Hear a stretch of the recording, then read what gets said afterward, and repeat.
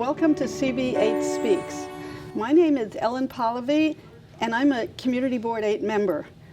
I'm thrilled to have here today with me New York State Assembly member Rebecca Seawright, who has completed her first season in Albany. I'm honored to be representing the people of the 76th District. My area runs from East 62nd to East 93rd, east of 3rd Avenue, and all of Roosevelt Island. I'm very excited about Cornell Technion coming to the island, and we look forward to sponsoring more town hall meetings and hearing from the constituents. So I encourage everyone to write, call, and better yet, come into the office and sit down with us. Rebecca, thank you for being here. You ran on a theme of shaking up Albany. Can you explain this, and what have you done to shake up Albany? Well, thank you, Ellen, for having me here today. It's a great pleasure to be here with you. During my campaign, as I was on the street talking with voters, one thing that I constantly kept hearing was they wanted reform of all the corruption going on in Albany, and they wanted more transparency with their government. So it seemed like I was in Albany about 10 minutes, and we had a new leader of the Assembly and then a new leader of the Senate. And I was very fortunate and lucky to be appointed to the newly created Working Reforms Committee by the new Speaker, Carl Hastie. And we just had a meeting till like 8 p.m. Tuesday night in Albany of this week, going through subject by subject all the reforms that are needed in Albany so that we could present that to our colleagues and to the Speaker, creating more transparency and really streamlining it and helping to really weed out corruption. Great. So in the first year, you hit the ground running. 11 bills were introduced in the first year, and they were really thoughtful bills regarding, in part, women's issues, environmental issues, and governance of Roosevelt Island. So which legislation passed?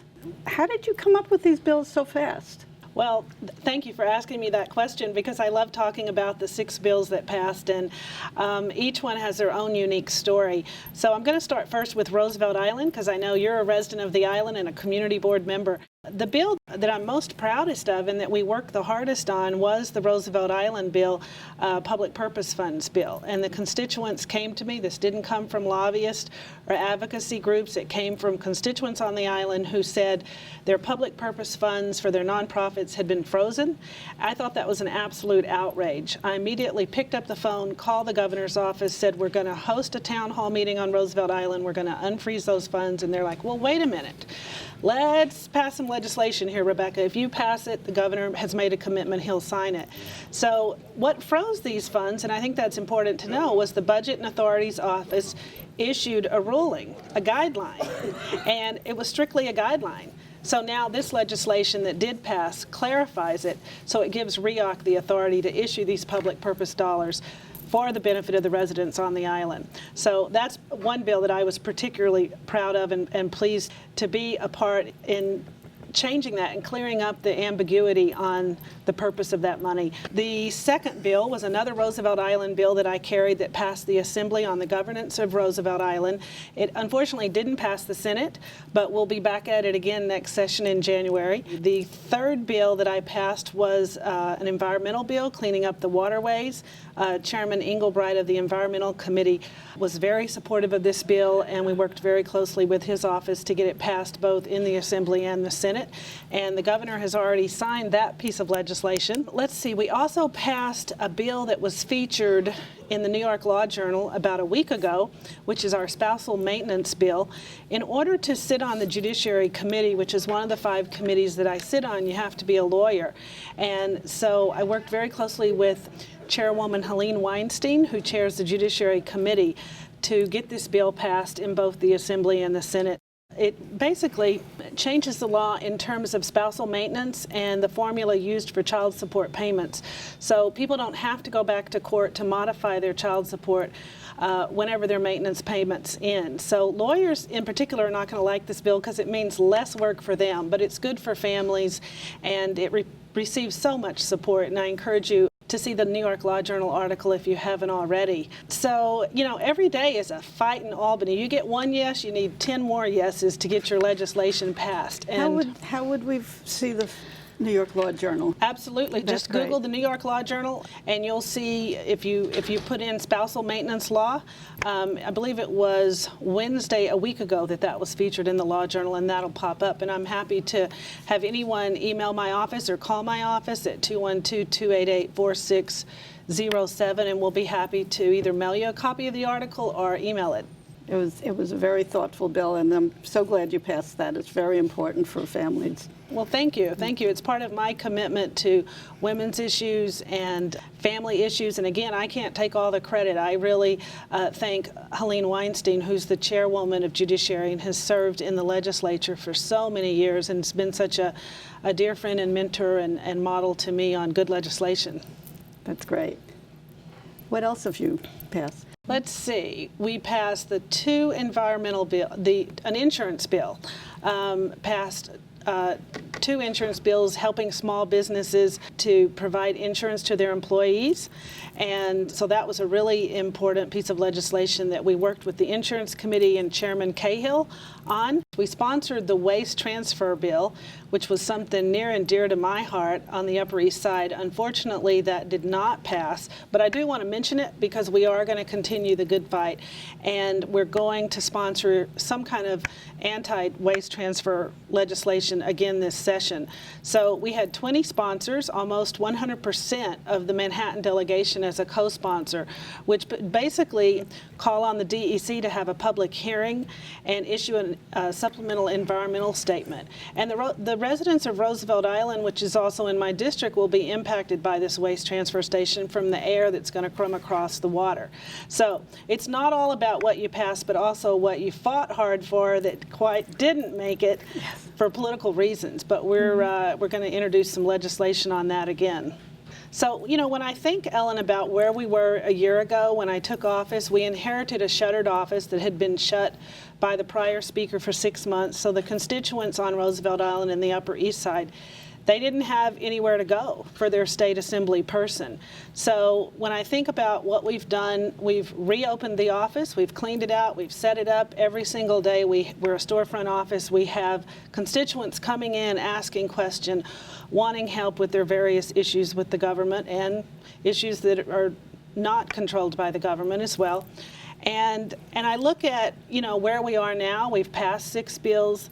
The Speaker named me the chair of the Subcommittee on Consumer Fraud Protection.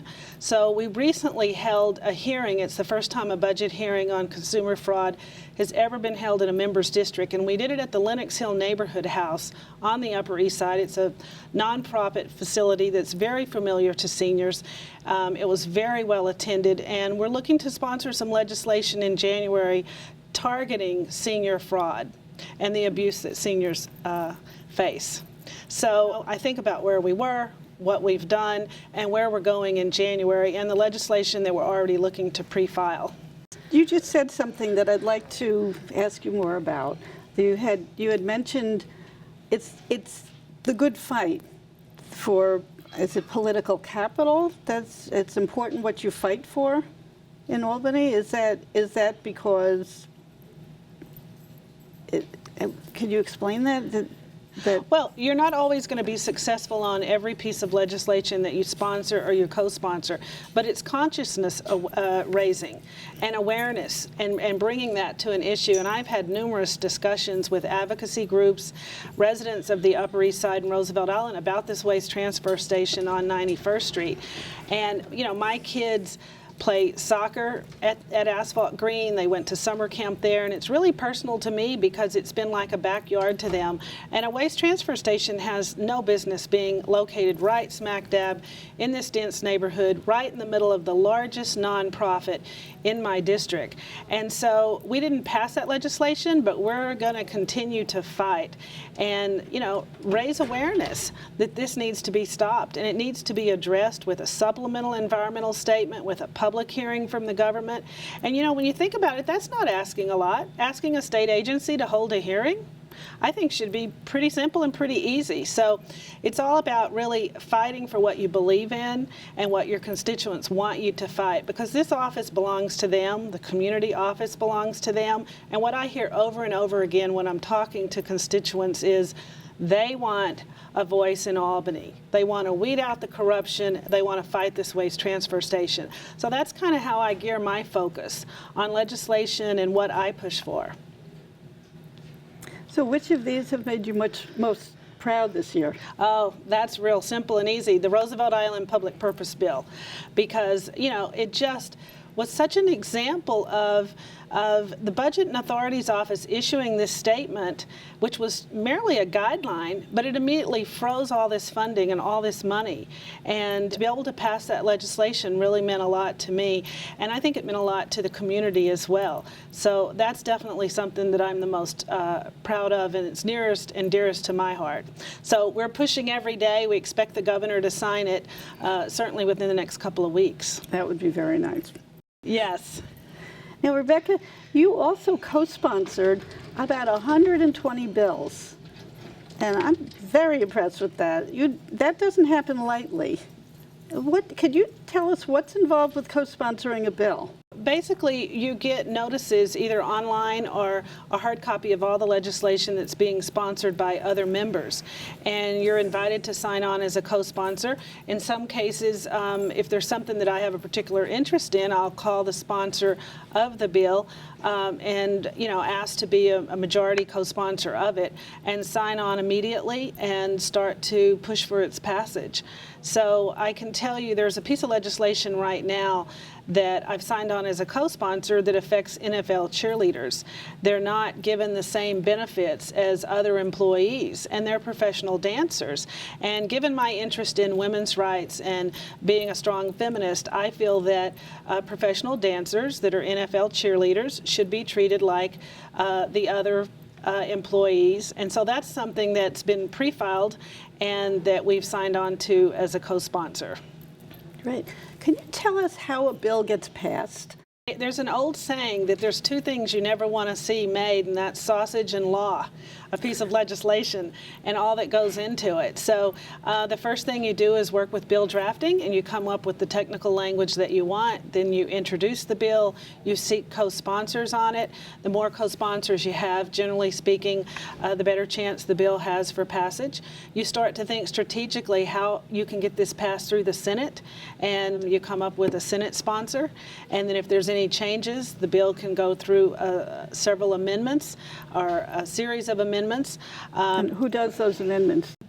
You can write up the legal language based on what your constituents are telling you that they need, or you can call program and counsel or the attorneys that work in the Assembly and the Senate and work closely with them to come up with the language. I believe very strongly in communicating with the advocacy groups in my district and finding out if there's something that they don't like about the bill, then let's add an amendment and change it so they're happy, because we're sponsoring this legislation for the people. And so they should be pleased with the amendments that would be added to it. Now, occasionally you'll have a lobbyist or an advocacy group come to you and say, I want this amendment tacked on. The first thing I do is I pick up the phone and I call my community leaders and make sure that this amendment is something that they agree to before I agree to it with an outside source. So can you tell us what actions community groups can take to help you get a bill passed? Absolutely. They can form their own campaign, whether it's a tenants association or a senior citizen group. They can do a letter writing campaign and call not only my office but also other members to lobby on behalf of the legislation that they're interested in, and also seek out different advocacy groups that already exist on a particular piece of legislation. If it's a women's issues bill, they can contact the National Women's Political Caucus or any number of women's groups, the National Organization for Women, and team up with them for what we call Advocacy Day in Albany, where they're going to focus specifically on choice and abortion rights, or lesbian and gay, bisexual, transgender rights, or whatever it is, Environmental Day or Affordable Housing Day. So I encourage all my constituents to come up to Albany by the bus loads and work the halls lobbying on behalf of their special interests. So that leads me to my next question, because I'm really interested in how to make a difference in politics. And I know that you're just one of many. So, and we live in your district. If we go outside of of talking to you and talk to other people, are they actually talk to other legislators? Are they actually going to listen to us? I think that they will listen to you. I know when groups come that don't live in my district, I certainly listen to them. And, you know, very often someone may, in another district, might have a real strong issue and it just hasn't really penetrated into my district and it hadn't percolated among the voters and the constituents. And so I try to be fair and open-minded and make time. Certainly if someone from my district comes to Albany, I want to meet them and see what their interests are and start to immediately fight on their behalf. But I certainly have an open door policy to people outside my district as well. We're really interested in affordable housing, and it's been a big problem in, all over the city with affordable housing. Could you explain to us what part does Albany play in and what part does Albany have jurisdiction over in affordable housing? Absolutely. This last year was a really, really big year in Albany for the rent regulation laws that were expiring. So Albany has jurisdiction over the rent regulation laws, and we just extended it for 4 years. And Mayor de Blasio just had a big press conference this week where he is devoting money and funds for affordable housing. And it seems like that's a really big issue on Roosevelt Island, particularly in my district. I don't see it as much on the Upper East Side. I don't hear about it as much from my constituents as I do on Roosevelt Island, but there's several buildings on the island that are coming out of the Mitchell-Lama program. And I just feel that it's so important that we hook these tenants associations up with advocacy groups and that my office be a mouthpiece to government agencies where we can to help on that issue. So, it's something that I recently provided grant money to eviction services, and it's something that, I want to continue to support affordable housing issues and really encourage my constituents to form a tenants association if one doesn't already exist in their building. And it's something that we need to pay close attention to, hold our developers accountable. It seems like every other corner on the Upper East Side is being bulldozed, and a high-rise luxury condominium building is going up. We're losing a lot of our mom and pop stores. So, we really have to just pay careful attention, hold the governor and the mayor and other elected officials accountable for what's really happening with affordable housing in New York State, not just New York City. I know that New York State handles, has the NYCHA buildings. Right. Do you control the NYCHA buildings? There is one NYCHA building in my district on the Robbins Plaza on 70th and 1st Avenue, and I did get some grant money, some capital grant money that I was pleased to be able to award for that building. It will be administered through NYCHA, and with guidelines that have been set by the governor and by the speaker and the Senate leader. And so we're monitoring that, and I was very happy to receive those funds to help the one NYCHA facility that I do have in my district. And could you tell the viewers, NYCHA stands for? New York City Housing Authority. Okay. And that is actually a state-run facility. Well, How does that work? it's controlled by the city, but the state has capital funding that they can administer, and it's funneled through the city. I see. Does the city provide any funds for that as well? Absolutely. And that's considered housing projects? Is that what the housing projects are? It's considered public housing, yes. Public housing, okay. The money that I was able to provide for my office was strictly for capital improvements. Mm-hmm. Okay, great. That's very good. Thank you. Let's talk about clean energy. Can you tell us what you've been doing to support clean energy? I've been working very closely with the Environmental Committee. I joined the Environmental Caucus in the state legislature. I mentioned Chairman Engelbright earlier in our conversation, and really working closely. I invited him to come tour the waste transfer station up on East 91st Street, supporting the Sierra Club and their legislative agenda and package for renewable energy, and see myself as someone that's a strong supporter of the environment and the outdoors, and really encourage the constituents to come up on Environmental Day to Albany. Great. And what do we do up there on Environmental Day? We make the rounds of the halls of all the members of the legislature, fighting for our causes and what we believe in and how we can better support the environment, but more importantly, identifying all the different pieces of legislation that we want to see passed, not only in the Assembly, but also in the Senate as well. Will you be leading us? Absolutely. I invite you. It'll be a fun day. Oh, that'll be Just great. wear comfortable shoes on the marble floors of the Capitol. And when is that? It's set each session, so we can get you that date. That would be great. Okay. Community Board 8, we'll send it out to people who ask for it. Terrific, good. Okay, that's And great. let me also mention, since we're talking about the calendar, my office is hosting a holiday open house on December 10th from 1 to 4 p.m. And so would love to invite the viewers and invite you, community board members, and everyone to please stop in, because this is your community office on First Avenue between 73rd and 74th Street. 1365 First Avenue. Excellent. Excellent. Look forward to it. During the campaign, you were frequently referenced as a supporter of women's equality. Could you tell us what you've been doing for women's equality since January? I was a proud sponsor of the choice bill, Roe v. Wade, codifying the law of Roe v. Wade, which was argued and won before the United States Supreme Court from a dear former boss and mentor and dear friend of mine, Sarah Weddington. And we passed that bill in the Assembly, and I was proud to be a co-sponsor. Chairwoman Deborah Glick sponsored the legislation. I'm a member of the Women's Caucus, and we were called to Albany just this past week on Tuesday for Democratic Conference, and there were 4 new members, and you're not going to believe this, 3 of the new 4 are women. So our numbers really went up, but the state legislature, it's really an embarrassment in New York, and women should be outraged and very angry about the fact that there are so few women in political office.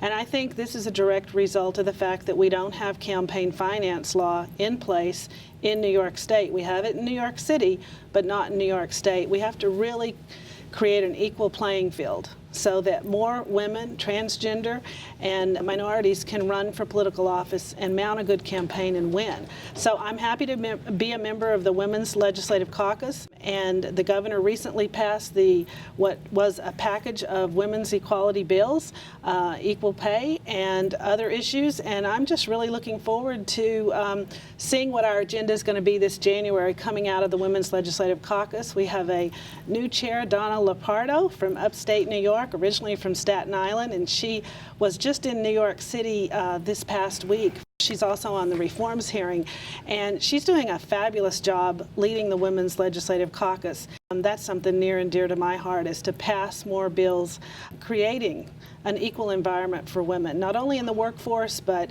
in society in general. You mentioned a little bit about the work you've done with seniors, and I'd like you to elaborate on that.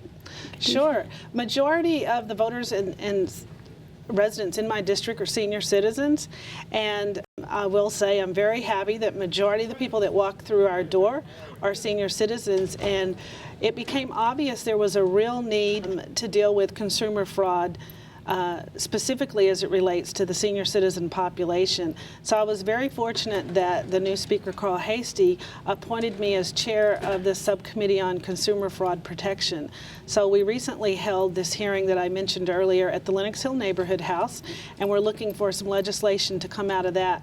You know, recently my own mother received a phone call from someone saying they were the IRS, and you know, the call was very threatening and it scared her to death. One of the things that we need is more educational materials for our senior citizens. If you get a call like that, you should hang up the phone immediately, not give them any information, but we really need to go after these people that are targeting seniors.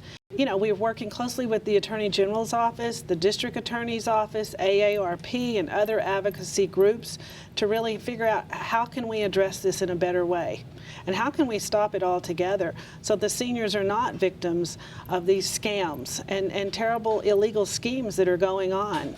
Are there ways to stop it? We can strengthen the laws, and, you know, working with the District Attorney's office and the Attorney General's office. Is there the technology in place to actually find out who's making these phone calls and to actually hone in on those people, and they may be coming from another country. Even if they're coming from another country, I am confident that we're going to find a solution. We're going to go after them, we're going to catch them, and we're going to prosecute them, because it is outrageous that they're attacking the senior citizen population specifically. And so we need tougher laws on the books so that we can fight this. We need more education and more material, more funding, additional resources allocated for this. And as chair of the Subcommittee on Consumer Fraud Protection, this is something that's a high priority on my list, next legislative session, to try to attack this problem. Great, great, thank you. You've answered a lot of our questions here. Thank you. Assemblymember Seawright, thank you so much for being here. Really appreciate it. And thank you for tuning in. See you next time.